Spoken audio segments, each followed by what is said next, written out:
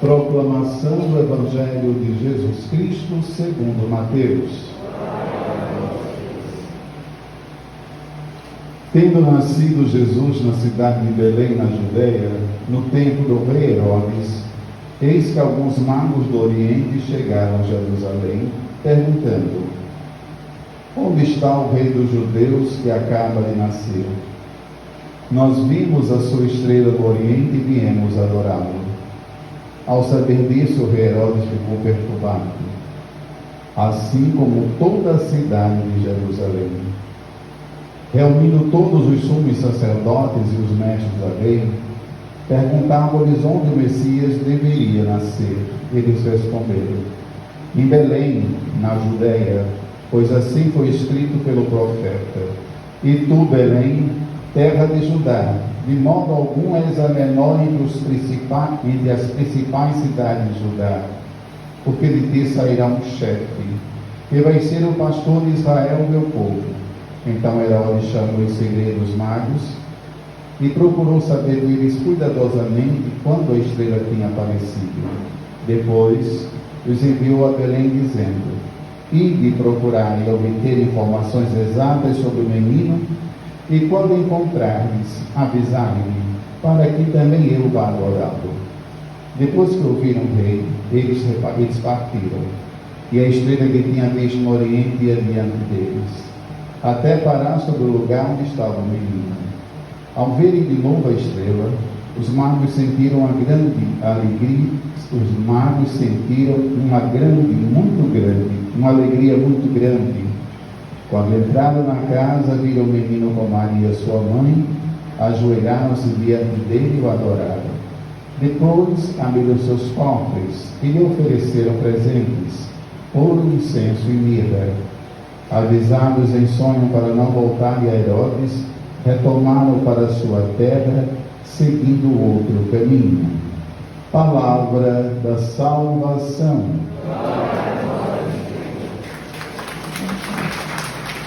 Que as palavras do Santo Evangelho perdoem os nossos pecados. A Igreja celebra hoje, quase que para nós,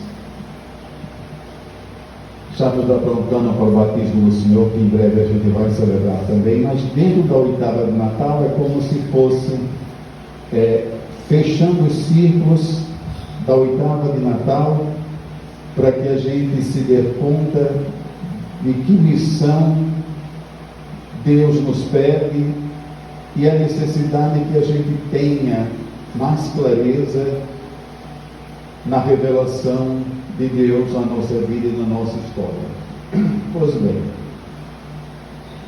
a festa de hoje, chamada Epifania, e a palavra Epifania, na tentativa de se traduzir, é exatamente manifestação, aquilo que aparece, aquilo que se dá a conhecer. Por isso que é comparado exatamente com uma luz, com a claridade. No claro a gente percebe, a gente se dá conta, e a gente vê, a gente enxerga, tudo na tentativa de nos fazer entender a manifestação de Deus no meio da humanidade, entre os seus. A luz, o verbo que veio, o verbo que apareceu, o verbo que se tornou carne, o verbo que se fez ser visto, ser sentido, ser experimentado. Tudo isso está dentro do Espírito da Epifania, do qual a Igreja hoje quer celebrar conosco essa manifestação de Deus.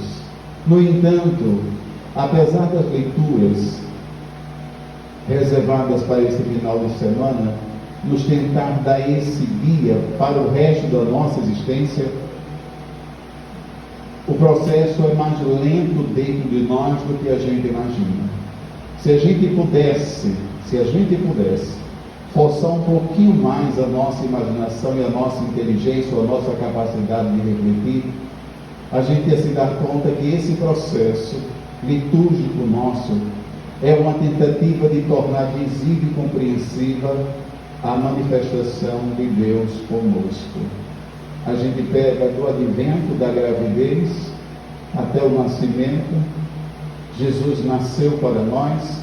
Esta criança agora começa a crescer dentro da gente, até o ponto de ela começar a se mostrar. Pode prestar atenção que a intuição litúrgica da nossa igreja, da nossa fé, é de nos fazer compreender esse processo que acontece internamente, ou deveria acontecer na nossa vida, para que a gente pudesse entender como é que Deus vai fazendo-se acontecer e como Ele vai se mostrando para nós. Se a nossa compreensão fosse essa, a gente ia se dar conta que na medida em que Ele cresce dentro de nós, Ele vai se tornando um como nós. Se a gente tivesse mais consciência da nossa própria fé, tentasse conhecer melhor a nossa religião, a gente ia perceber, ia se dar conta que cada dia que se passa, Cristo se torna mais eu, e eu me tornaria mais Cristo se tivesse a lucidez para isso, se tivesse essa claridade. Os meus gestos, a minha história, a minha forma de fazer, de dizer, de comer, de vestir, de andar, revelaria para o mundo esse Deus que habita em mim. Esse Deus que veio fazer parte e escrever comigo a sua e a minha história. Um Deus que escreve a sua história por dentro de mim e eu escrevo essa história por fora. Mas ambos, tanto Deus como o homem, como a mulher, como a humanidade, faz parte desse processo de revelação da grandeza amorosa de Deus. Daí, iríamos perceber com mais clareza que todos os nossos gestos, como humanidade, a ciência, a capacidade, a criatividade que temos, a capacidade que temos de transformar, de fazer novo, de acontecer de novo, tudo provém dessa graça santificante de Deus que tornou-se gente como a gente para salvar a humanidade. Como o nosso limite é maior do que a grandeza dessa tentativa de Deus se revelar na nossa vida, a gente vai caminhando, como dizia Paulo, as palpadelas, caminhando devagar, caminhando quase como cegos, caminhando e tentando encontrar um Deus que já habita no nosso ser e na nossa vida, e já nos convida. A segunda carta de São Paulo diz isso claramente. Qual é a grande nova, qual é a grande novidade que Deus revelou aos profetas e aos santos e não revelou a todo mundo, mas que se revela agora? É que Deus é para todos. Todos que são pagãos, todos que não têm uma religião, todos que não professam a mesma fé, todos aqueles que estão todos. É um Deus encarnado na humanidade. É um Deus de caráter universal, que vem salvar e libertar o universo. Um Deus que se faz gente no coração de toda e qualquer gente. E essa revelação para Paulo é que dá para ele a garantia da verdade do Evangelho e da própria vida do próprio Cristo. Deus nasceu, encarnou para a salvação da humanidade. Não é mais simplesmente um grupo, um gueto, um pedaço, uma raça escolhida, um povo escolhido. Deus se encarnou na humanidade para todos que compõem a humanidade. Agora, se a nossa lucidez e se a nossa compreensão não nos dá o suficiente argumento ou possibilidades da gente viver e experimentar essa grandeza de Deus dentro de nós, não é por conta da ausência da graça, não. É por conta da dureza, da insensatez, da ganância, do egoísmo, de todas essas outras coisas que fazem parte da nossa humanidade e que não deveria ser usada de qualquer forma ou simplesmente a meu bel prazer. Tudo que temos e possuímos, que achamos e acreditamos que seja grandeza, é para servir aos outros, é para colocar a serviço dos outros.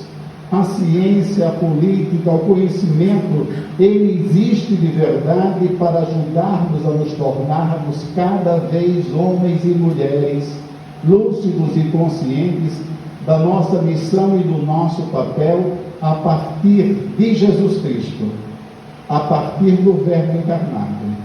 Agora, apesar da gente ter tantos sinais, apesar da gente ter tantas comprovações, ainda nos custa muito tentarmos imitarmos, ou quem sabe compreendermos melhor esse Deus que, revelando-se em Jesus Cristo, tornou-se um como nós. É exatamente o mesmo Deus que nós oferecemos constantemente nas nossas Eucaristias, nas nossas missas.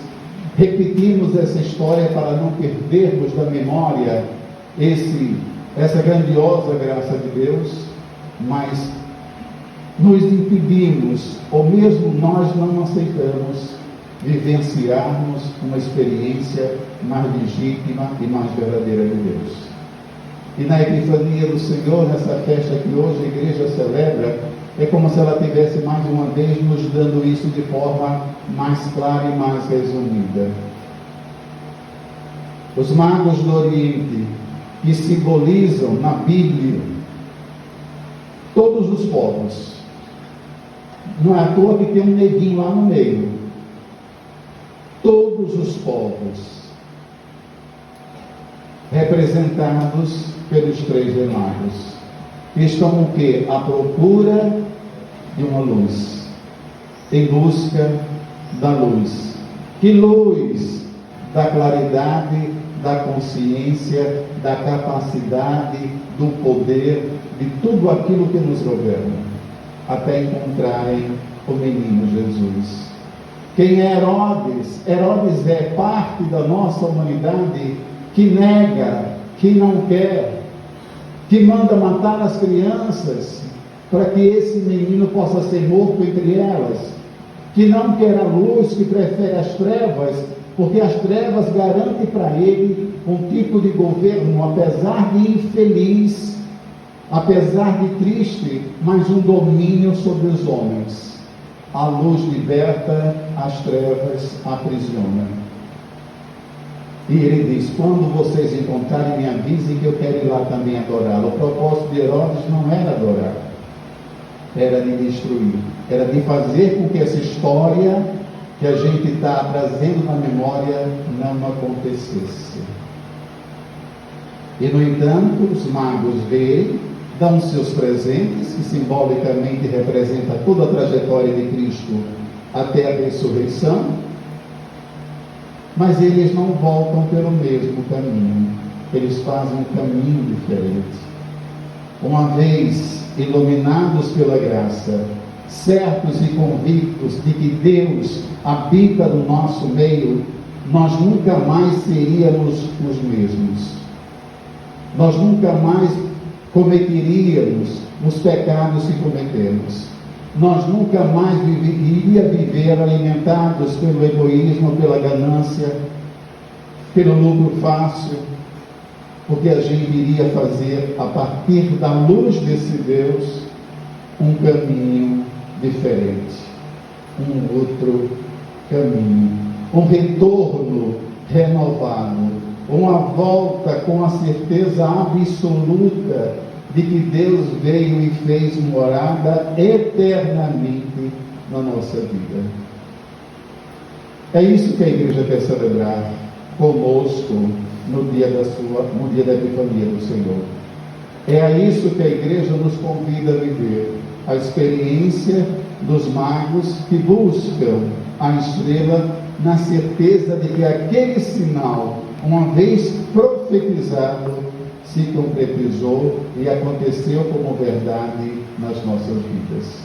Por isso que é sempre bom a gente lembrar, se o Natal não aconteceu, não o Natal festa, que já acabou, o que a gente comeu já não existe mais na gente, mas se o Natal do Senhor Jesus, se o Natal que a gente ansiava, se o Natal que a gente queria que acontecesse, se o Natal cujo nosso coração pulsava, aconteceu como experiência de intimidade na nossa vida, uma experiência da nossa espiritualidade, a gente vai poder seguir e fazer um outro caminho. Caso contrário, a gente não é diferente do que a gente foi ontem. Caso contrário, a gente vai continuar pensando e agindo da mesma forma, mudando em algumas circunstâncias, por força da lei, por força da obrigação e nunca pelo coração. Até como religião, a gente vai vir para a igreja muito mais obrigados, com medo de pecar, com medo de ser castigado, ainda com aquele sentimento amedrontado de que as coisas estão dando ruim para mim porque eu me afastei da igreja, como se isso fosse uma mágica, como se isso fosse um despacho, como se isso fosse força da magia. E nunca de coração, e nunca uma adesão sincera, nunca um amor verdadeiro. Vou voltar para minha casa porque não tenho de cair gordo e ter que suportar aquela mulher e aqueles filhos. Vou voltar para casa de mamãe com a mão na frente e outra atrás para estar escutando constantemente xingamentos, desaforos. Vou voltar. Se a gente volta pelo mesmo caminho, a gente corre o risco de fazermos as mesmas coisas. Se percorrermos o caminho da conversão, pode ser que 2022 seja para mim uma oportunidade muito boa e muito sincera de Deus de converter a minha vida para Ele e começar a entender melhor a sua grandeza e o seu amor. A epifania do Senhor é a manifestação do amor de Deus entre nós. A epifania do Senhor é a manifestação e a certeza de que Deus, na sua concretude e no seu amor absoluto pela humanidade, faz com que a nossa esperança, não só de melhores dias, mas de melhores tudo na nossa vida, principalmente a nossa interioridade. Se esse processo não acontecer dentro de nós, a gente vai correr o grande risco de, apesar de termos toda a facilidade e todas as possibilidades que a nossa própria vida nos oferece, a gente acaba jogando fora na sarjeta, porque para a gente é sempre difícil demais, quase que impossível para nós, sermos homens e mulheres fiéis ao amor desse Deus, honestos no tratamento com Deus e justos na vivência da graça de Deus. Que essa manifestação, que independente do nosso querer, aconteceu no Natal do Senhor, que essa busca por luz para nos iluminar por dentro, possa nos ajudar a entender o que celebramos pela nossa fé. Senão vai ser sempre assim. A gente vem, a gente participa, a gente acha bonito, a gente acha interessante, a gente até que gosta. Mas quando a gente volta para casa, é como se a gente fosse deixando tudo para trás.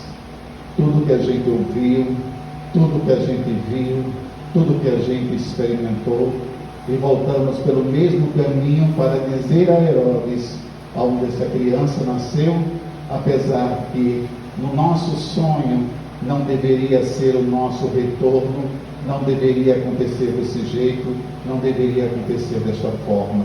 Pois tudo acaba e começa na escolha que cada um de nós fazemos de viver a nossa fé, de viver a nossa religião, de viver o nosso Deus.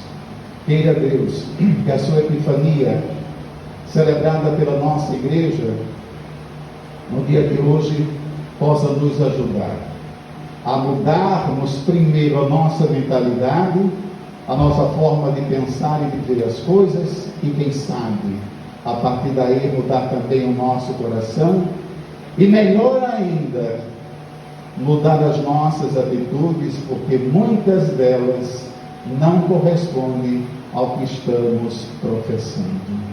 Que Deus nos ajude com sua graça, e que essa luz da epifania do Senhor possa habitar hoje e sempre em nossos corações. Louvado seja nosso Senhor Jesus Cristo. Creio em Deus Pai.